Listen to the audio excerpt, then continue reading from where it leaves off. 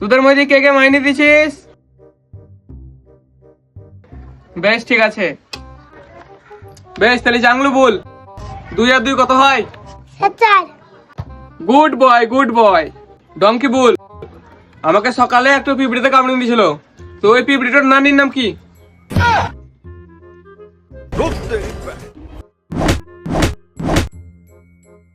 কালুয়া বল, আমাদের বাড়িতে একটা পাকুড়ের গাছ আছে, ওই গাছের মধ্যে কটা পাতা আছে?